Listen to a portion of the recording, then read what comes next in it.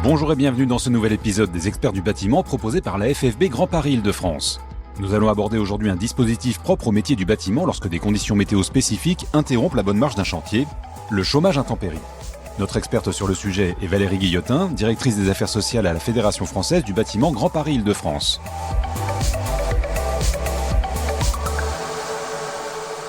Bonjour Valérie et merci d'être avec nous. Bonjour Hervé, bonjour à tous. Alors pour commencer, pouvez-vous nous préciser ce que l'on considère comme une intempérie dans les métiers du bâtiment ? L'intempérie correspond à des conditions atmosphériques bien précises. Les inondations, la neige, le gel, le verglas, la pluie, le vent fort, qui rendent l'accomplissement du travail soit effectivement dangereux, soit impossible par rapport à la santé et à la sécurité des salariés, ou par rapport à la nature ou la technique du travail à accomplir. À noter que depuis le 1er juin 2024, une nouveauté importante existe, à savoir que la canicule peut relever désormais du chômage intempérie, sous réserve que d'autres conditions supplémentaires soient remplies. Ces conditions sont les suivantes. Qu'il existe une alerte vigilance canicule de niveau orange ou rouge et qui soit publiée par Météo France, ou qu'il existe un arrêté préfectoral dans le département où se situe le chantier.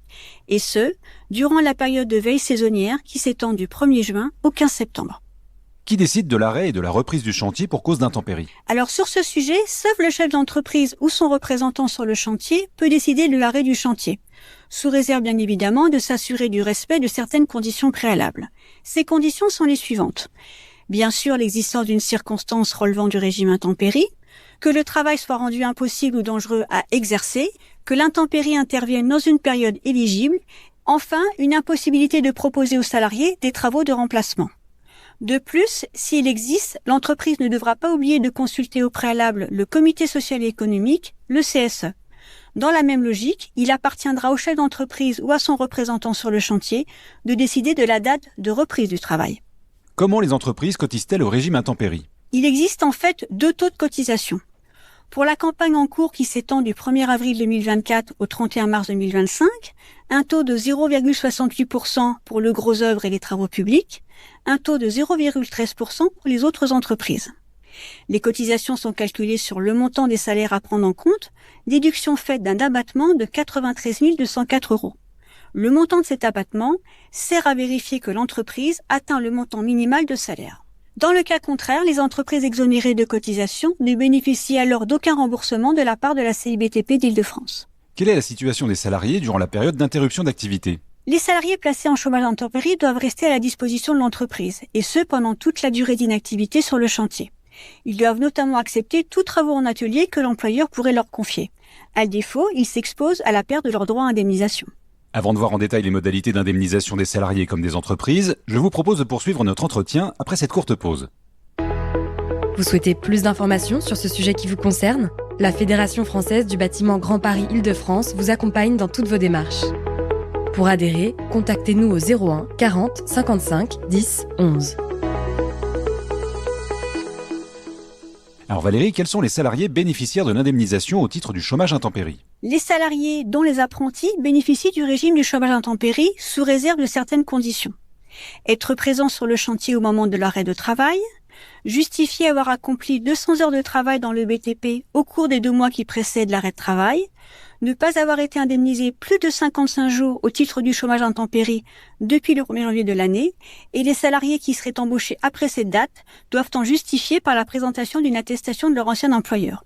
Et enfin, ne pas être déclarés inaptes au moment de l'intempérie. Comment est estimée l'indemnisation perçue par les salariés ?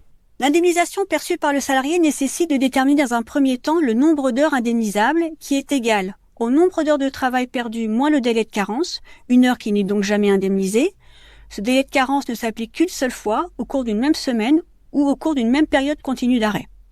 Sachant que le nombre d'heures indemnisables est limité à 9 heures par jour et à 45 heures hebdomadaires, et 55 jours ou 495 heures par année civile et par salarié. À combien s'élève cette indemnité ? Une fois donc le nombre d'heures défini, l'indemnité correspond à 75% du salaire horaire. Ce salaire horaire, c'est le salaire perçu la veille de l'interruption de travail, hors majoration pour heures supplémentaires le cas échéant, est limité à 120% du plafond horaire de la sécurité sociale. Il est important de noter que cette indemnité ne se cumule pas avec les indemnités journalières d'accident du travail, de maladie ou de congés payés, ou toute autre indemnité de chômage sur la période concernée. Elle est également prise en compte pour le calcul des congés payés et pour la retraite complémentaire des ouvriers. L'indemnité est versée par l'entreprise dans les mêmes conditions que la rémunération, en faisant l'objet d'une mention séparée sur les bulletins de paye. Toutefois, l'indemnité ne constituant pas un salaire mais un revenu de remplacement, elle est assujettie aux seules cotisations CSG et CRDS.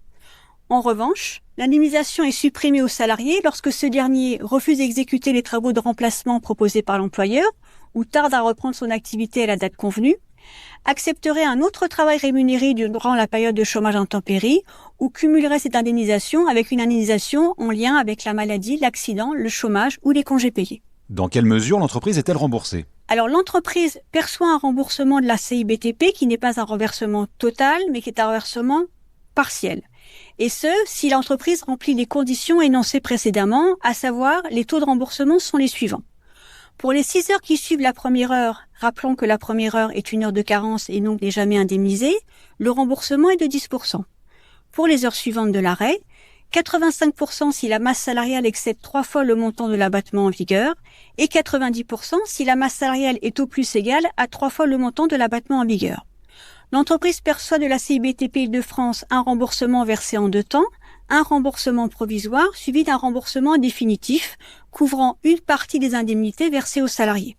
En cas de canicule, un mécanisme particulier s'applique au remboursement provisoire. Valérie, les entreprises peuvent-elles s'adresser à la FFB Grand Paris Île-de-France pour un complément d'information sur ce sujet ? Les entreprises peuvent s'adresser à la direction des affaires sociales pour toute précision sur ces modalités de remboursement et d'une manière plus générale pour toutes les questions relatives au droit du travail. Contactez-nous au 01 40 55 11 10. Merci beaucoup Valérie de nous avoir éclairé sur les conditions et modalités du chômage intempérie. C'est la fin de cet épisode des Experts du bâtiment.